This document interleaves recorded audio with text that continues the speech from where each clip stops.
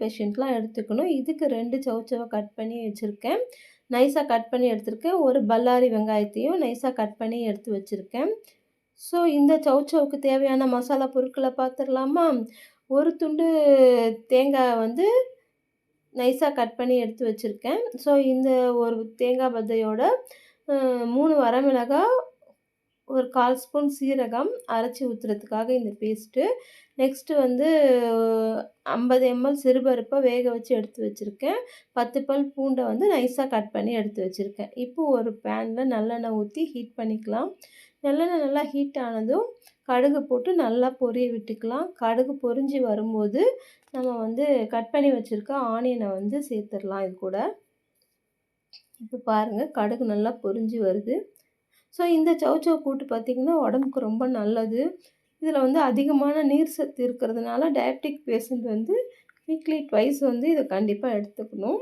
So இந்த சௌசௌ கூட்டு வந்து ரொட்டி, பரோட்டா, சப்பாத்தி அண்டு இட்லி, தோசை எல்லாத்துக்குமே ரொம்பவே எம்மியாக இருக்கும். ஸோ பாருங்கள் கடுகு நல்லா பொரிஞ்சு வந்துடுச்சு. இப்போ நம்ம கட் பண்ணி வச்சுருந்த ஒரு ஆனியனை வந்து நைஸாக கட் பண்ணி வச்சுருக்கேன். அதை வந்து இந்த ஆயிலோடு சேர்த்து நல்லா வதக்கிடலாம்.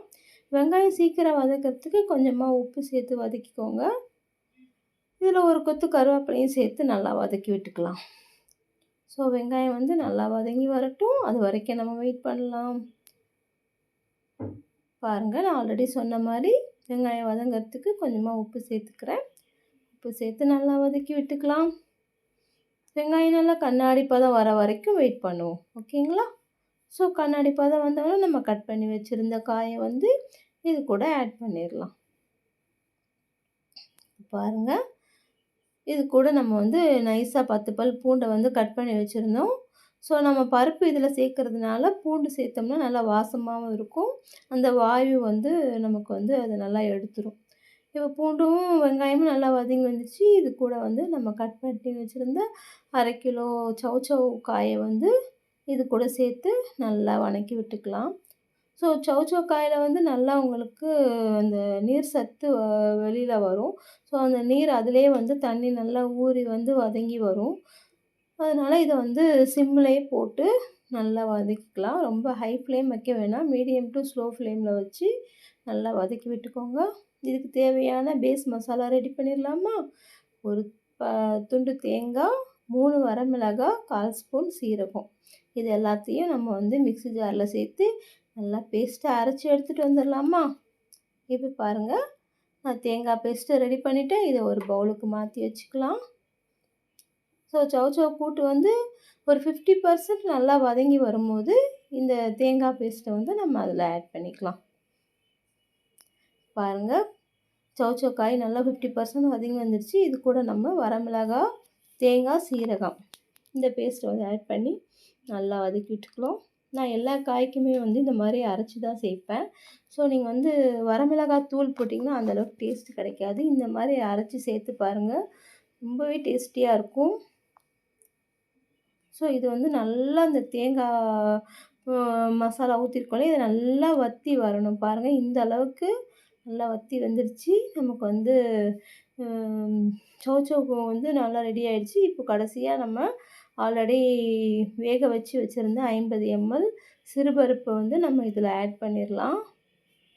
ஆட் பண்ணிவிட்டு ஒரு 5 மினிட்ஸ் வந்து அப்படியே சிம்மிலேயே தம்மில் போட்டுருங்க.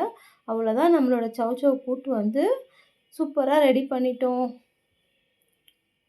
ஃப்ரெண்ட்ஸ் இந்த சௌசௌ கூட்டு இதே மெத்தடில் நீங்களும் வீட்டில் செஞ்சு பார்த்துட்டு கண்டிப்பாக கமெண்ட்டில் சொல்லுவீங்களா? எப்படி இருக்குன்னு உங்கள் ஃபீட்பேக் வந்து கண்டிப்பாக சொல்லணும். ஓகேங்களா? எம்மியான இந்த சௌசௌ கூட்டை நீங்களும் ஒரு முறை வீட்டில் செஞ்சு பாருங்கள். செஞ்சு பார்த்துட்டு வீட்டில் என்ன சொல்லியிருக்காங்கன்றது கமெண்ட்லேயும் சொல்லுங்கள். ஓகேவா? இதை வந்து இப்போ ஒரு பவுலுக்கு ட்ரான்ஸ்ஃபர் பண்ணி எடுத்துடலாம். ட்ரான்ஸ்ஃபர் பண்ணிவிட்டு சர்வ் பண்ணிட வேண்டியது தான்.